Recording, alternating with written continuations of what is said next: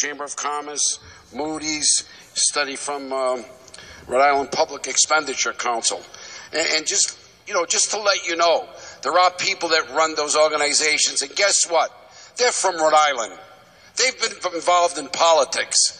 So, to suggest that they're apolitical, well, I respectfully disagree with that.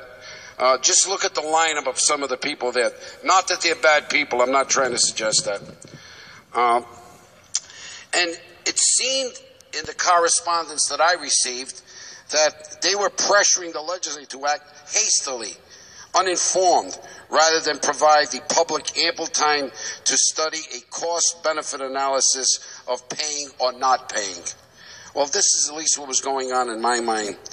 The Finance Committee, in the budget that was issued, included a $2.5 million payment, and then a $50,000 set aside, questioning of defaulting.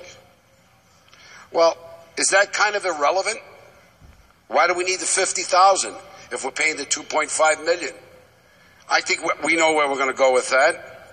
Also, the governor, the general treasurer, and a whole host of other elected officials argue to pay without explaining how that would make a better sense than defaulting.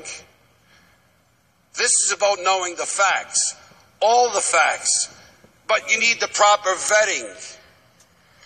And what were we elected for? Don't we have a fiduciary duty to the million or so people who live in the state of Rhode Island? Or do we have it to ourselves alone? I'll let you answer that question.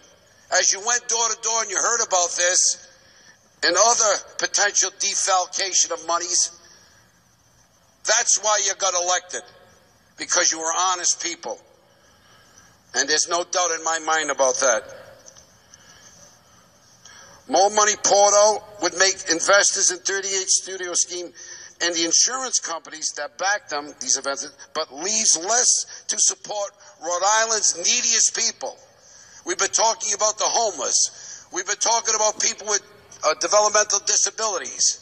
We've been talking about our schools. Here's $100 million. Let's do what we got to do. Let's make the stand now. Let's not wait till next year or the year after, because guess what? This will be forgotten.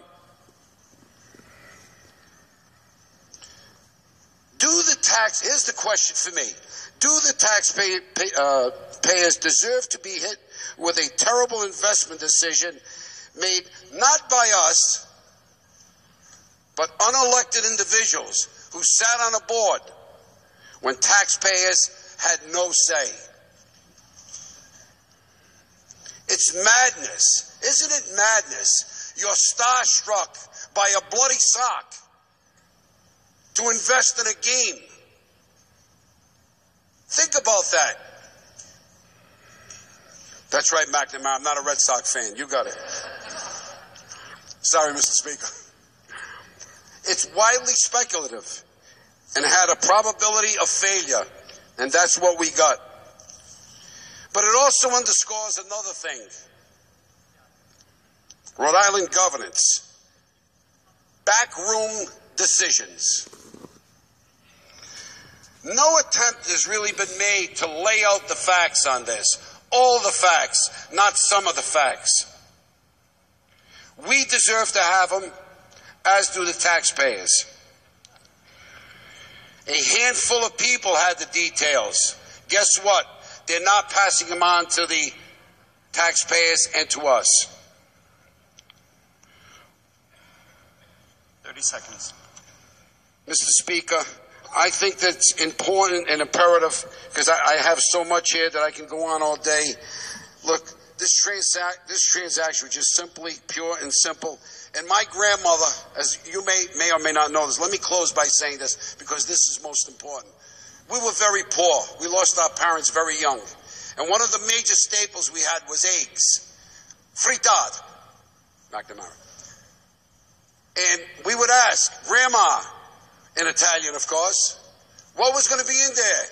And she would say, it's frittata and eggs, because that's all we can afford. That's the staple. But guess what? with this, frittata and eggs, what's really in the omelet? You ask yourself. Vote against the budget because of 38 studios. Thank you very much.